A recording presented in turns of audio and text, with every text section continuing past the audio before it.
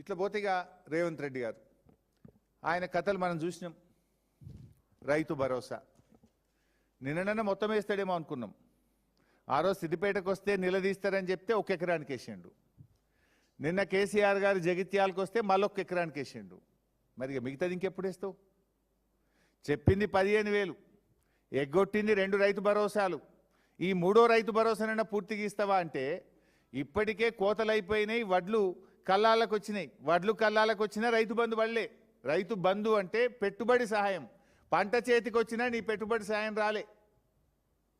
కేసీఆర్ గారు బయటకు వస్తున్నారు, ఆయన గర్జిస్తారని భయపడి నిన్నో డ్రామా నడిపి 1 ఎకరానికి వేసినావు. ఊరిచ్చి 1 ఎకరానికి వేసినావు. అంటే ఇక మళ్ళీ మిగతాది పడాలంటే మళ్ళొక్కసారి కేసీఆర్ బయటకు రావాలి. ఇక ఇట్లా ఎన్నిసార్లు రావాలి? అంటే కేసీఆర్ గారు ప్రశ్నిస్తే తప్ప, బీఆర్ఎస్ పోరాడితే తప్ప రైతు బంధు పడే పరిస్థితి ఉండదా? నువ్వు ఆ రోజు ఏం చెప్పినావు? సిద్దిపేటకు వచ్చినప్పుడు మార్చి 22 నాడు 20 రోజుల్లో మిగతా పైసలు వేస్తా అన్నావు. వేయలే. అంతకుముందు ఏం చెప్పినావు? మున్సిపల్ ఎన్నికల్లో లబ్ధి పొందడానికి మిర్యాలగూడ సభలో మున్సిపల్ సభలో మాట్లాడుతూ ఎన్నికల కోడ్ అయిపోగానే రైతు భరోసా ఇస్తా అన్నావు. వేయలే.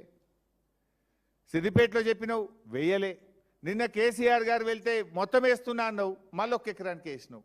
అంటే 3 నుండి 5,000 కోట్లు పడ్డాయి, ఇంకా 4,000 కోట్లు పడాలి. అవి ఎప్పుడు వేస్తావు? అంటే నువ్వు ఇలా కేవలం మాటలు చెప్తూ కేసీఆర్ గారి మీటింగ్ను ఏదో నేను డైవర్ట్ చేస్తా అనేటువంటి ఒక పిచ్చి భ్రమల్లో ఓ సభ పెట్టుకొని రైతు భరోసా ఇస్తున్నాను ఒక డ్రామా ఆడినావు. రైతులకు అర్థమైతలేదా? ఇంత కేసీఆర్ పుణ్యమే ఆయనతో పడ్డాయి 2,000 కోట్లు, లేకపోతే అవి కూడా పడకపోతుండే అర్థమవుతుంది కదా. మిగతా ఎప్పుడు వేస్తావు నువ్వు? మరి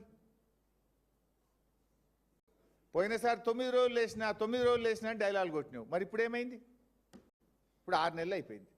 6 నెలల కింద పడాల్సిన రైతు బంధు ఇప్పటికి వాళ్ళే కేవలం 5,000 కోట్లు మాత్రమే పడ్డాయి, ఇంకా 4,000 పడాలి.